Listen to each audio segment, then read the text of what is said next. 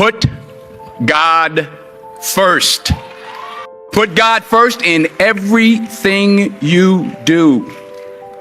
Everything that you think you see in me, everything that I've accomplished, everything that you think I have, and I have a few things, everything that I have is by the grace of God. Understand that.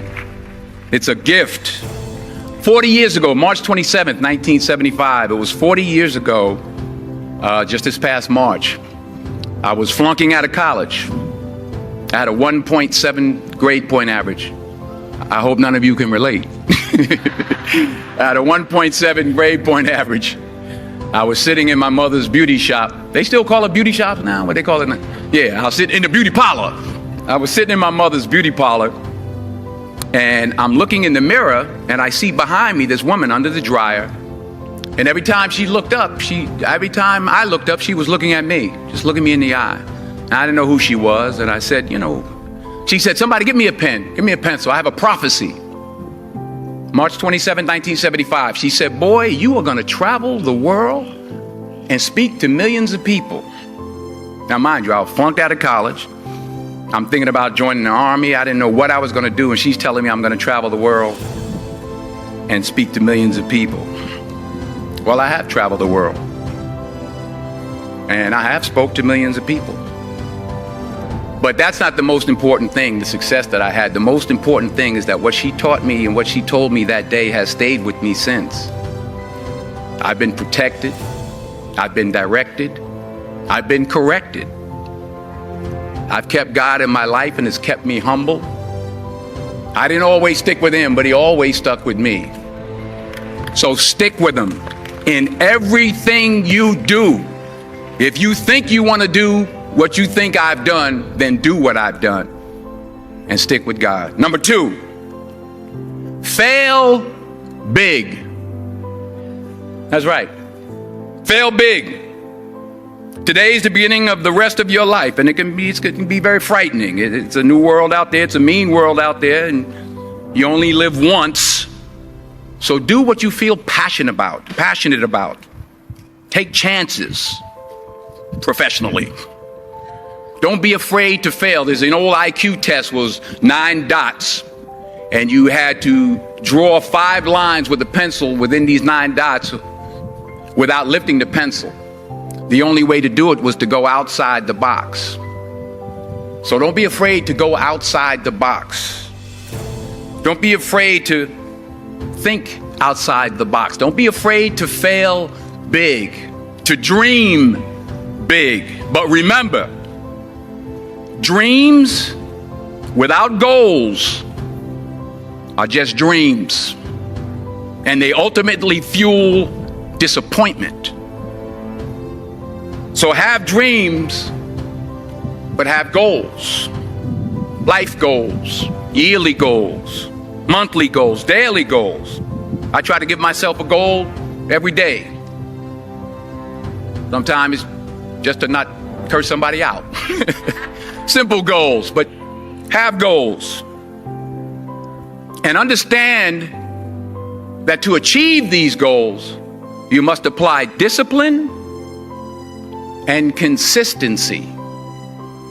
In order to achieve your goals, you must apply discipline, which you have already done, and consistency every day, not just on Tuesday and miss a few days. You have to work at it every day. You have to plan every day. You've heard the saying, we don't plan to fail, we fail to plan. Hard work works. Working really hard is what successful people do. And in this text, tweet, twerk world that you've grown up in, remember, just because you're doing a lot more doesn't mean you're getting a lot more done. Remember that. Just because you're doing a lot more doesn't mean you're getting a lot more done. Don't confuse movement with progress. My mother told me, she said, yeah, because you can run in place all the time and never get anywhere. So continue to strive, continue to have goals, continue to progress. Number 3, you'll never see a U-Haul behind a hearse. I'll say it again. You'll never see a U-Haul behind a hearse. I don't care how much money you make, you can't take it with you. The Egyptians tried it. They got robbed. That's all they got. You can't take it with you. And it's not how much you have. It's what you do with what you have. We all have different talents. Some of you will be doctors, some lawyers, some scientists, some educators, some nurses, some teachers. Yeah, okay. Some preachers.